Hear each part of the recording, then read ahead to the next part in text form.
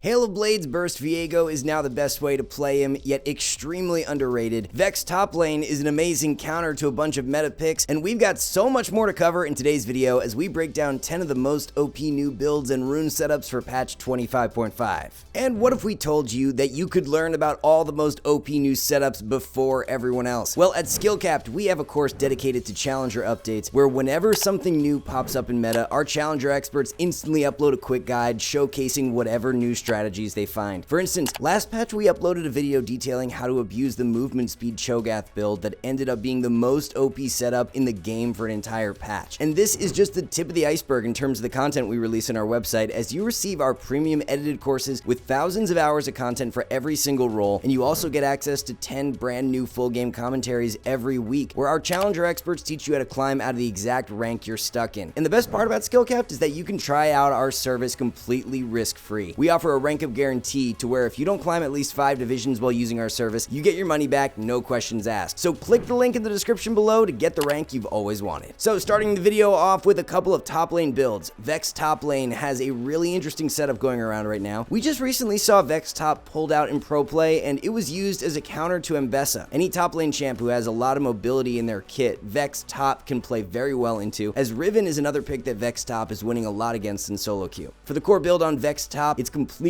different than what you run for mid lane. Instead of going Ludens into Shadow Flame, you pick up Liandry's into Winter's Approach 2nd and Riftmaker 3rd. So it's a more bruiser type build, which allows for Vex to fare a lot better when going up against other bruiser tops. And then as for the rune page, you can take either Grasp or Electrocute. Grasp is what you'll see most pro players take on their Vex top, but for solo queue, Electrocute actually wins way more, as the early game kill threat you have with it when up against melee top laners is really good. Tryndamere has had many new builds popping up on him over the past couple of patches, as we covered the lethality build last patch, and there's another one you should be aware of for 25.5. With Yuntal Wild Arrows getting buffed, it will be a legitimate option now for the champ. In previous patches, Yuntal actually found some pretty good success on Tryndamere, slotted in as his second item. So it's not a rush like you'll see on many other ADCs that build the item, as you still want to go for Ravenous Hydra first to really amplify your split push power. From then on out though, it's Yuntal 2nd into Infinity Edge 3rd, so you'll have a ton of crit on this 3-item spike and a ton of raw AD as well, because you're going Yuntal instead of Flicker Blades, so that's 55 extra AD you get from this alternative build. With the heavier emphasis on stacking AD, playing this build into squishy comps is going to work best. With Flicker Blades offering up more attack speed and the cooldown reduction on your abilities, its selling point is to help in those longer drawn out fights, but if you're against squishies and have Yuntal on Trynd, you'll only need a few auto attacks to burst them out. For the rune page, you can take either Grasp or Lethal Tempo. Grasp is going to be better in more difficult lanes where you need short trades to win out, while Lethal Tempo is optimal if you're more confident in your matchup and the enemy lacks any serious kill threat against you. We have a brand new rune setup that has emerged on Udyr just recently, and it's not something you'd really ever expect to see on a jungler, but it makes a lot of sense as to why it works. So Comet is what you're running for the Keystone rune, and it's actually pretty good value for Udyr because his R provides the slow, which means you're going to land the Comet proc very consistently. It's really not just Comet though by itself that makes this rune setup so good for Udyr, as the main reason is due to being able to run Axiom Arcanist. Axiom Arcanist has incredible value for Udyr because that increased damage on R helps to amplify his skirmish power. Analytically, Comet as Udyr's keystone is absolutely torching every alternative, as across all ranks it's winning 53% of the time, as opposed to the more popular Conqueror that sits at 50%. So here's a look at the full rune page that you should be running, as it's Comet with Axiom Arcanist, Celerity and Water Walking, followed by Triumph and Haste for secondaries. The standard build for Udyr consists of a Liandry's Rush into Deadman's Plate 2nd and Unending Despair 3rd. This season, we have seen a more offensive build take off on Viego, as the core of Trinity Force into the Collector and Immortal Shield Bow has emerged as his most popular setup. Now, with this more offensive burst setup, Conqueror does not provide as much value, just due to the fact that you're not looking for the same kind of extended fights that you would be with a heavier bruiser build. Instead, what a few high elo Viego players have been gravitating towards and winning a ton with is Hail of Blades. Hail of Blades just recently got buffed, and although it's yet to really catch on, the rune has had a higher win rate than Conqueror for the past 2 whole patches now since those buffs went live. We really think that Hail of Blades Viego should be played way more, and if you haven't tried it already, then definitely give it a go. The logic behind running the rune is very simple, as you have more upfront burst power with the rune, so when you're on your 2-item spike of Trinity Force and the Collector, you can almost play Viego more like an assassin, as finding a catch with W on a squishy will have you bursting them out in an instant. So here's what the full rune page consists of, as it's Hail of Blades with Sudden Impact, Grizzly Mementos, and Treasure Hunter, followed by Triumph and Alacrity for secondaries. We are seeing Electrocute taken way more after the buffs it got a few patches back, and on champs that you wouldn't normally expect to run the rune. Ukshin is one of those champs, and Electrocute isn't just viable after the buffs, it literally wins more than Press the Attack now. Prior to 25.3, Electrocute had a non-existent play rate on Ukshin, as it was running less than 1% of games. If we jump to 25.3 to when it was buffed, the play rate spiked to 7%, and in 25.4, that more than doubled up to 20%. Even with more players taking Electrocute from 25.3 to 25.4, the win rate of the rune remained higher than Press the Attack, so it's pretty clear that Electro is a really strong rune pickup now for Ukshin. Ukshin is a mid laner who has some great early game kill threat, so running Electrocute really helps you take advantage of openings and burst the enemy out even faster. Here's a look at the full rune page as it's Electrocute with Sudden Impact, Sixth Sense, and Treasure Hunter, followed by Presence of Mind and Cut Down for secondaries. The standard build for Ukshin is going to revolve around a Static Shiv Rush into the Collector second and Infinity Edge third. Over the past couple of patches, we have been seeing a new build start to gain some traction on Kassadin, and it's been finding some great success. Instead of going for Archangels as your tier item, Manamune has been working incredibly well in its place. So Manamune is going to be providing you with AD, which seems kind of counterintuitive for a champion who scales off ability power. Kassadin is a champion who can take advantage of the AD from the item really well though, because he's going to be autoing due to wanting to get his W off, and when split pushing, the tower taking power that you have with Manamune is incredible. That's where this build is really going to excel for you, especially if you're in a game to where your team has 6 grubs and you can very easily take down towers. Going for Manamune and just living in the side lane can be a really great strategy on Kassadin. If you're more so looking to just group and team fight though, the passive shield that you get from Seraph's Embrace is going to be better value, so running Manamune is definitely more situational, but very strong in the correct spots. So the core build is going to consist of a Rod of Ages Rush into Malignant second and then Manamune third. So by completing your tier item third, you have a lot of time to think as to which one will be stronger for the game that you're in, which is really nice. For Kassadin's best rune page, it's going to be Comet with Axiom Arcanist, Transcendence, and Gathering Storm, followed by Sudden Impact and Ultimate Hunter for secondaries. An item that we've been seeing become a lot more popular on Nila over the past few patches and is a very strong alternative to the Collector is Immortal Shield Bow. Shield Bow Rush on Nila has been seeing play over in Korea for a little while now, but it's still very underplayed in the western regions. The win rate of Shield Bow and the Collector are nearly identical, so when would you want to run Shield Bow? Well, the main difference between the two items is that you have more survivability with Shield Bow due to its passive shield, while you have more damage with the Collector due to its passive, along with providing lethality. So if you're playing into an enemy bot lane duo who is very bursty, let's say a Lucian ADC with a Leona support, going for Shield Bow as your rush is going to be really good value so that you don't get one shot as soon as you try to dive in. Vice versa though, if you're playing into something like Ezreal and Soraka who lack that heavy burst threat, the Collector rush still makes more sense. So the core to play into those more bursty bot lane duos is a Shield Bow rush into the Collector second and Infinity Edge third. It's Conquer for the Keystone rune with Triumph, Alacrity, and Last Stand, while Freeboots and Cosmic Insight are the best secondaries. There's a new build for Ashe that has become her most optimal setup over the past few patches, and it consists of rushing Yuntal Wild Arrows. Almost every single pro Ashe player has been taking Yuntal as their rush item, and it's really not even close in terms of win rate compared to Kraken Slayer. Wild Arrows is currently winning at just under 53%, while Kraken sits lower down at 51%, so that's a significant gap. Of course, Yuntal did just get buffed a few patches back, which is why it has overtaken as Ashe's best rush item. Still, only about 25% of Ashe players in solo queue are actually building the item, so we should hopefully see that change soon. The 3-item core that you will be looking to run consists of Yuntal into Phantom Dancer second and Infinity Edge third. You just get so much attack speed from the core of Yuntal into Phantom Dancer, so the kiting power of Ashe is incredible as you'll be proccing her passive slow relentlessly. For the rune page, you should be taking Lethal Tempo with Presence of Mind, Alacrity, and Cut Down, followed by Biscuits and Approach Velocity for secondaries. If you're someone who likes playing those aggressive carry supports, then look no further than Pantheon for 25.5. Pantheon has a new rune setup that is providing him with a ton more early game kill threat, as Electrocute is now his highest win rate Keystone rune. It's still very underrated on Pantheon support though, with only about 10% of Panth players taking the rune. However, Electrocute has now outperformed Press the Attack for 2 patches in a row, so despite the lower play rate, we are confident in saying that Electrocute is the more optimal pickup. Pantheon is a champion when played in the support role who just wants to kill his enemies as fast as possible, and Electrocute provides that. Prior to Electrocute getting buffed, the damage on proc was only 10 higher than that of Press the Attack, so PTA was just better value due to it also having the 8% damage amp after proccing the rune. Now that Electrocute got 20 base damage added to it though, the 30 damage difference in runes is actually quite significant, so you should be running Electrocute on Panth moving forward. This is the full rune page as you take Electrocute with Sudden Impact, Deep Ward, and Relentless Hunter, while Triumph and Coup de Grace are for secondaries. For the build on Pantheon support, a Sundered Sky Rush into Black Cleaver second is currently the most popular among high elo Panth players, and of course, it's going to be Bloodsong for your item upgrade. If you're someone who likes playing those super off-meta champions and builds, then we have one going around for support right now with Trailblazer Fiddlesticks. Fiddle support is a really interesting pick because it always has above a 50% win rate for solo queue, but it's never seen a play rate spike above 1%. Who knows, maybe someday the pick catches on and actually becomes meta, but for now it stands as one of the most underrated engaged supports. So the build that you run on Fiddle support is not centered around being a huge damage threat, but more of a frontline disruptor for your team. You go Trailblazer for the rush item and then take Solstice Slave for the item upgrade, so you get a lot of bonus movement speed from this core. You're playing Fiddle support much like you would a standard engaged support, as diving in with R and CCing the enemy carry for your team to follow up is your goal. The champ can work especially well when paired up with longer ranged ADCs like Ashe, Caitlyn, Varus, Jinx, and Jhin, as having an ADC who can follow up from a longer distance helps you capitalize on those catch plays much better. And then for the rune page on Fiddle support, you take Aftershock to provide yourself with more tankiness and follow that up with Axiom Arcanist in secondary rune to give your R a nice boost in damage. Alright guys, one last thing, our rank up guarantee is insane. It's like signing up for the gym and getting a refund if you don't get ripped. That's how confident we are in SkillCapped. We obsess over making the best guides with top players, rigorous testing, and top tier video editing to make your climb easy. If you're ready to level up, visit SkillCapped.com and see the difference. So that's gonna wrap everything up for our 25.5 edition of the most OP builds. Thank you all so much for watching, and we'll catch you in the next one.